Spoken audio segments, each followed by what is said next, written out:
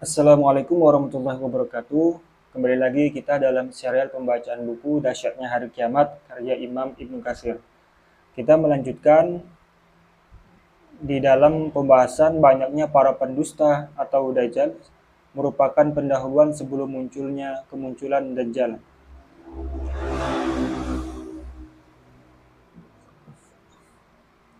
Neraka Dajjal adalah surga dan surganya adalah neraka.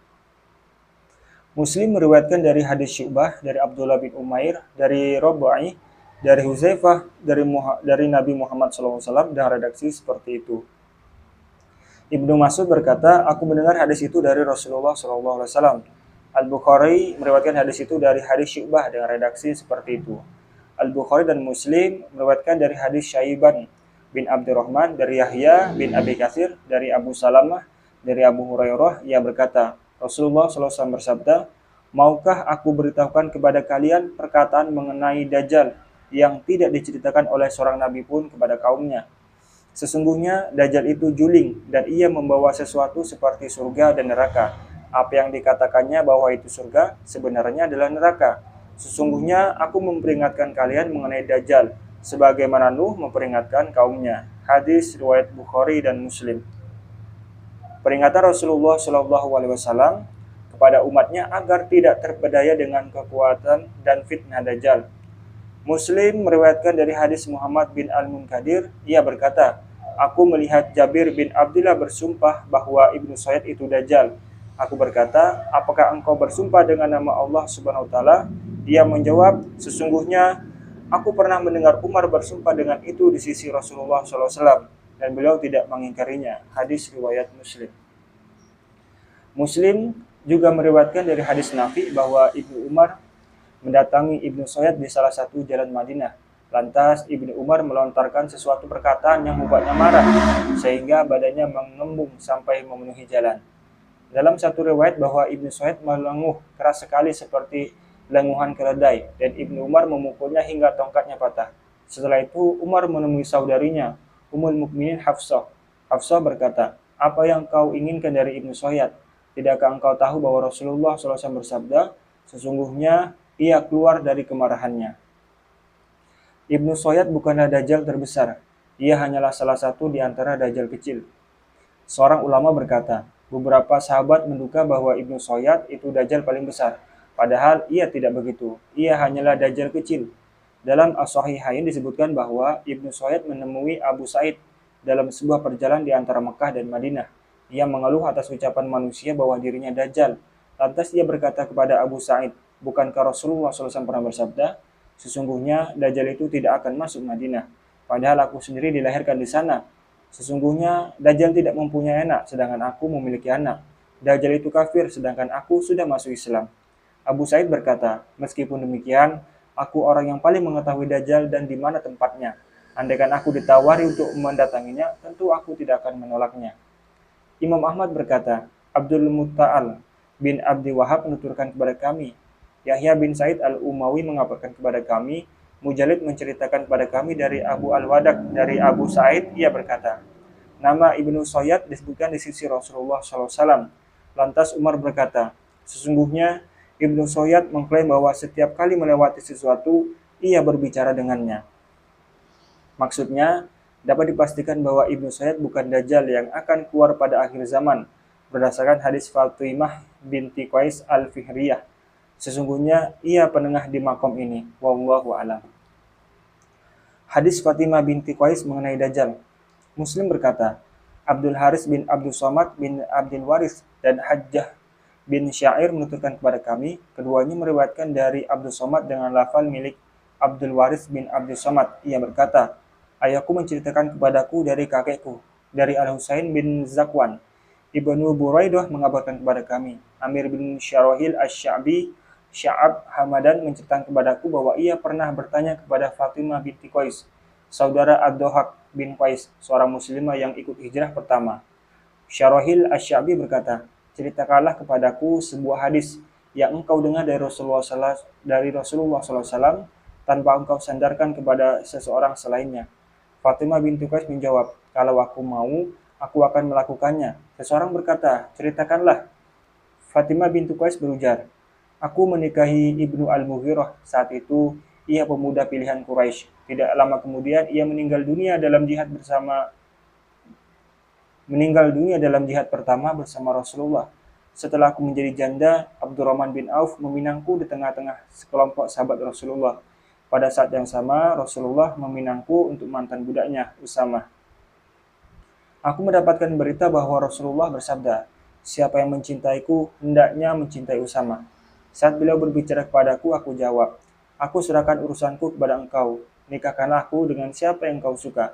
Beliau bersabda, pindahlah ke Ummu Syarik. Ia wanita Ansor yang kaya dan banyak memberikan biaya untuk jihad di jalan Allah.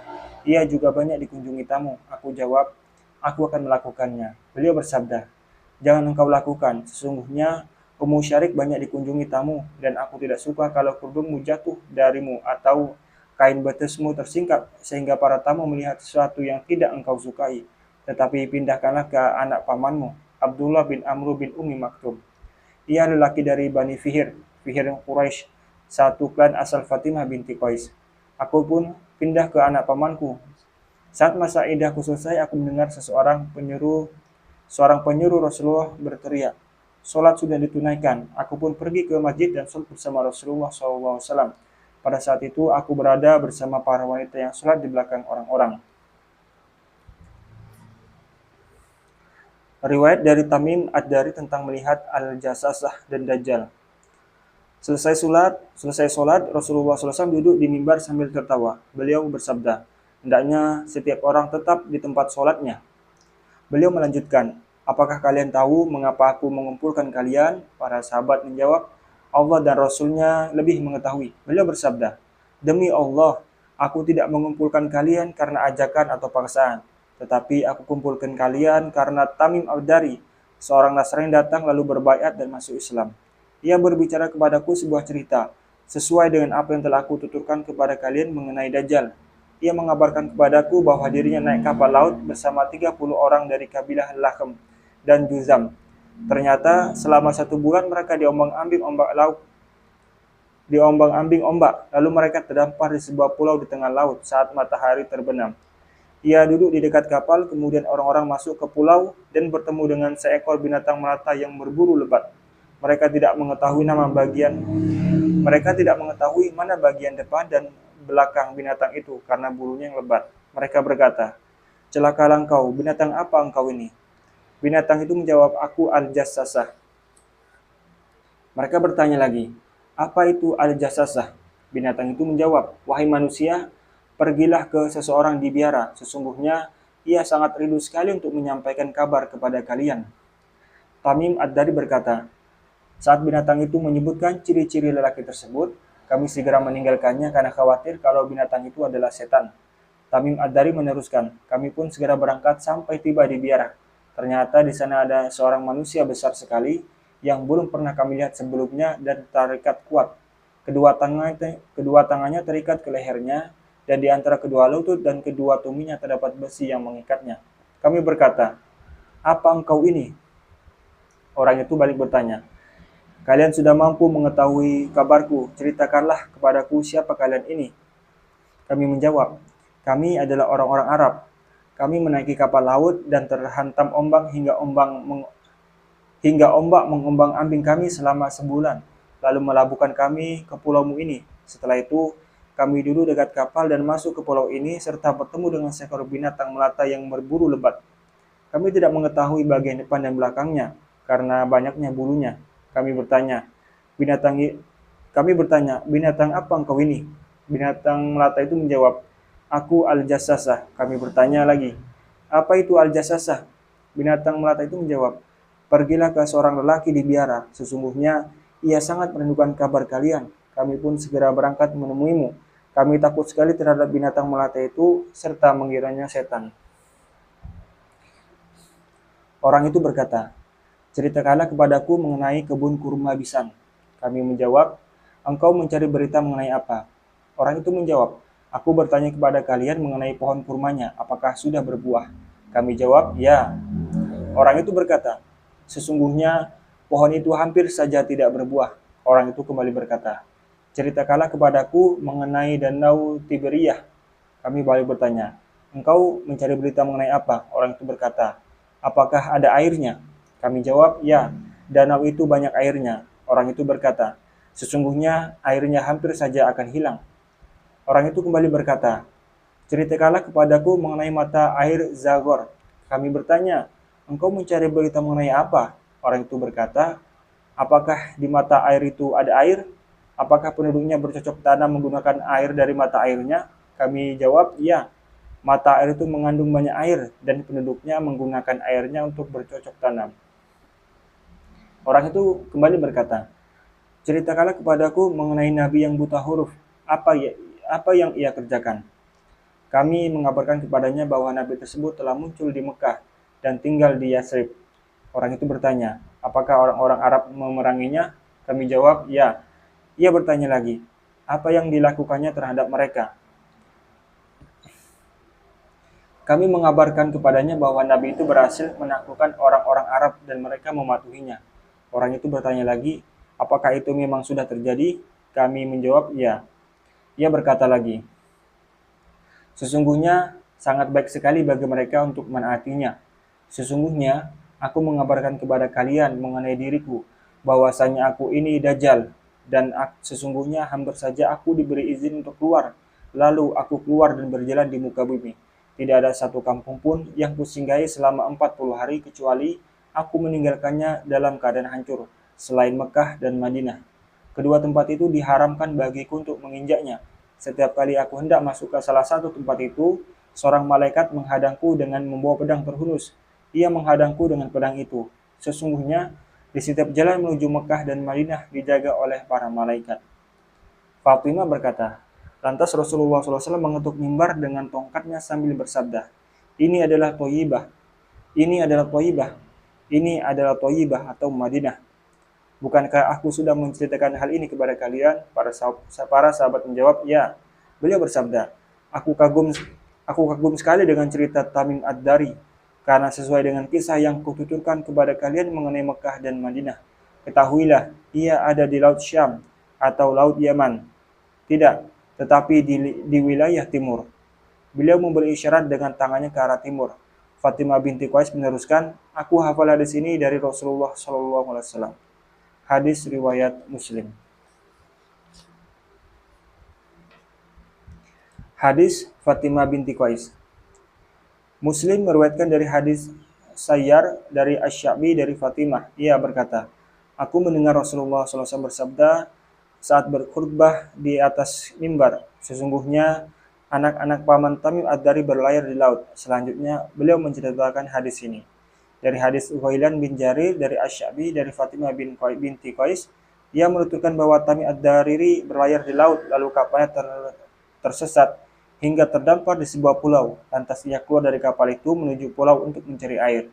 Tiba-tiba ia bertemu dengan seorang manusia yang menyeret rambutnya. Selanjutnya ia menuturkan kisahnya dan di dalamnya disebutkan bahwa Rasulullah SAW menceritakan hal tersebut kepada orang-orang. Beliau bersabda, ini adalah Thayyibah dan orang itu Dajjal.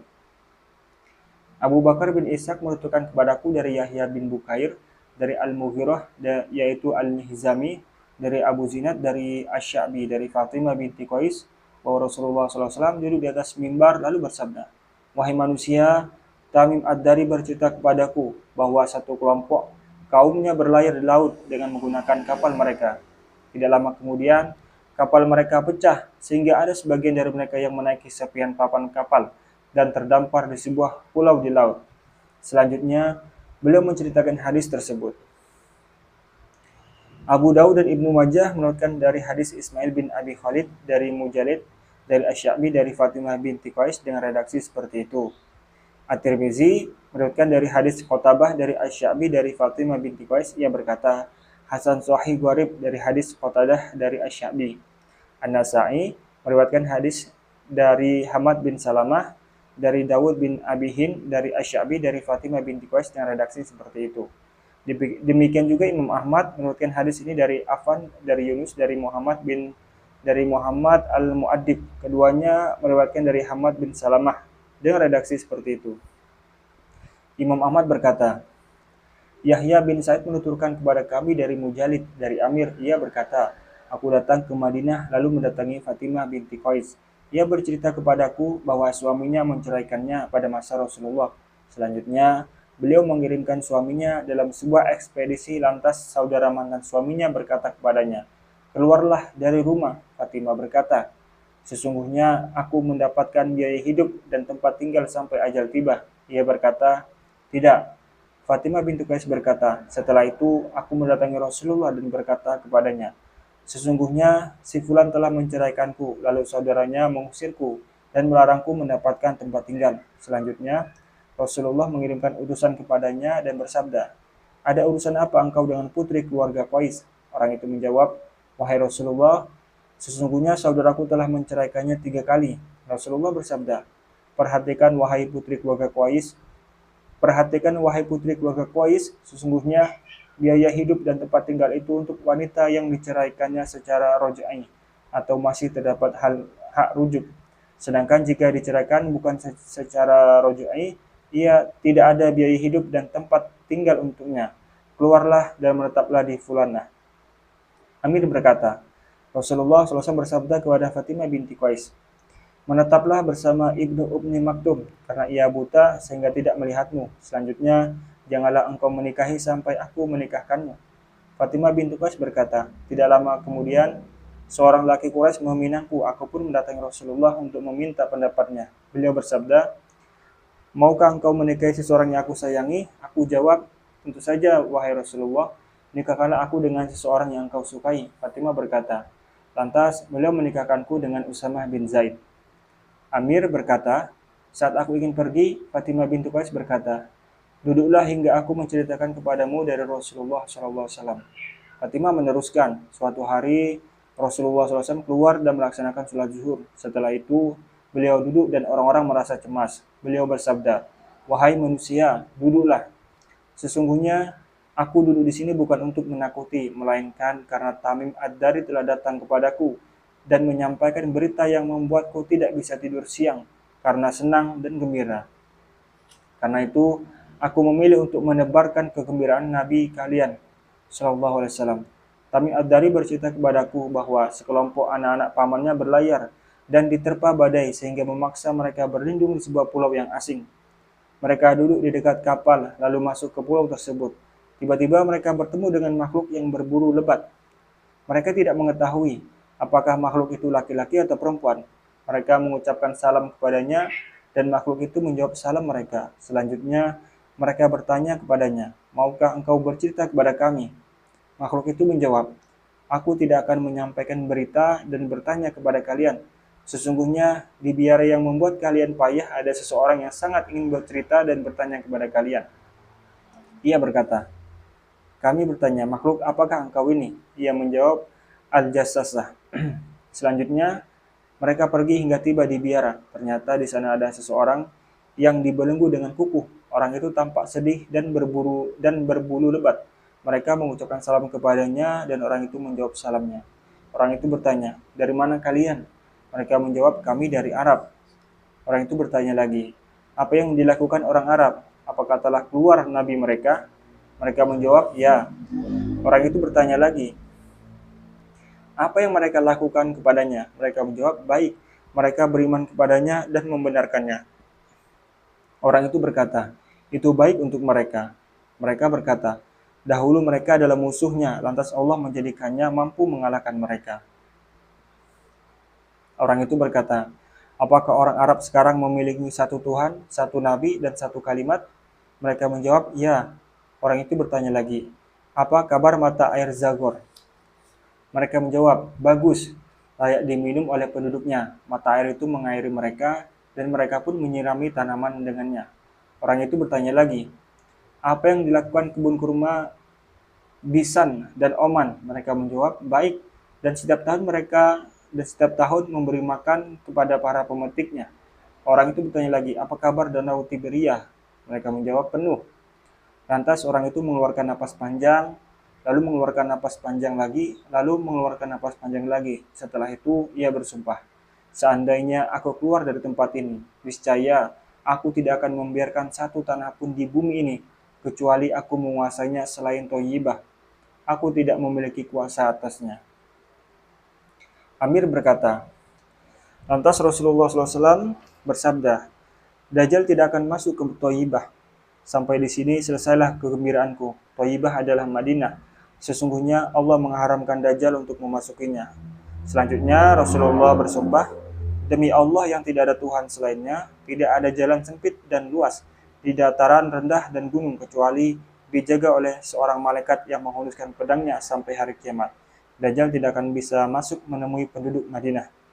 Amir berkata, selanjutnya, aku bertemu dengan Al-Muharir bin Abi Hurairah, lalu aku menyampaikan hadis Fatimah binti Qais. Ia berkata, aku bersaksi kepada ayahku bahwasanya ayahku menceritakannya kepadaku sebagaimana Fatimah menuturkannya kepadamu. Hanya saja ayahku berkata, Rasulullah SAW bersabda, sesungguhnya Dajjal ada di arah timur.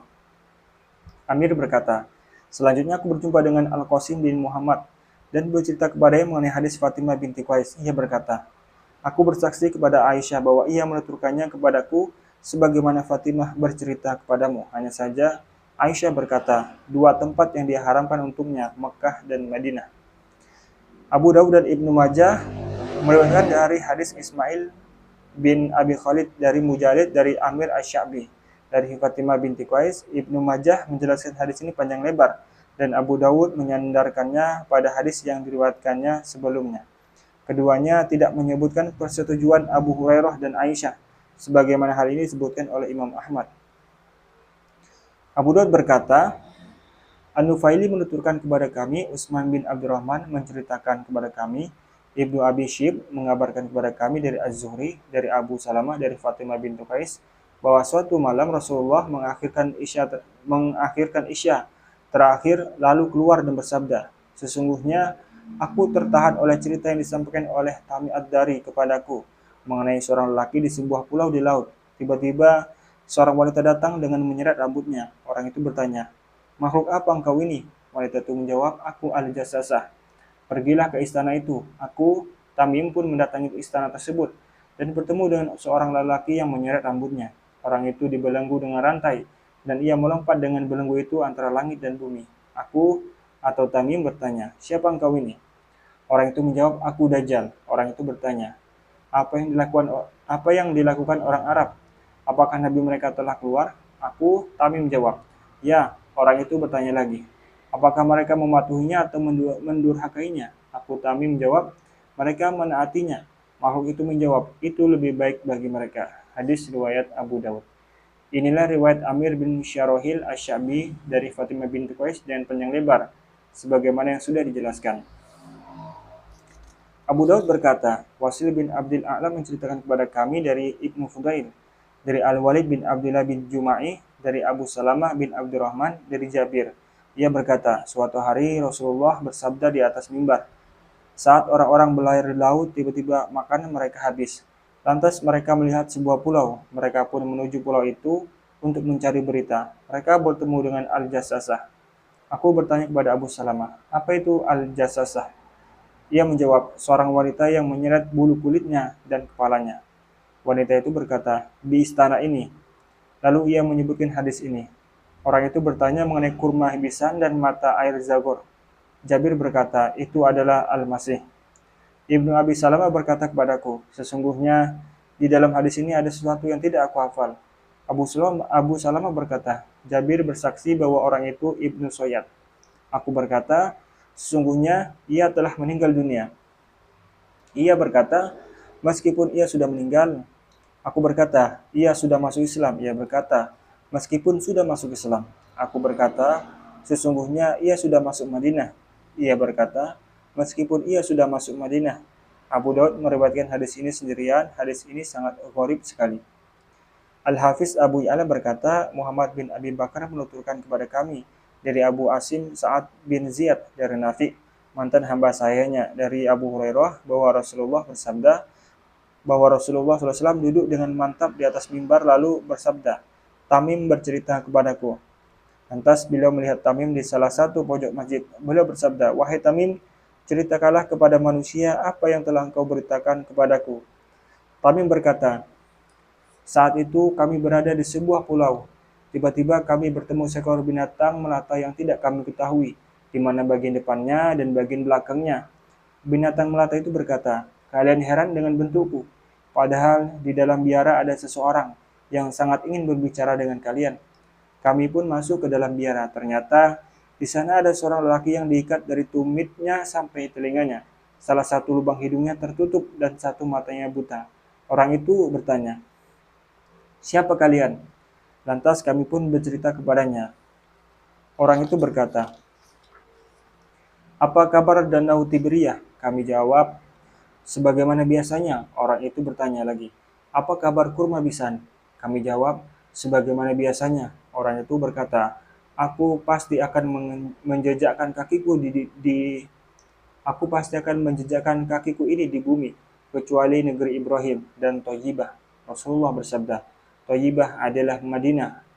Hadis ini gharib sekali. Abu Hatim berkata bahwa Abu Asim bukan orang yang kuat.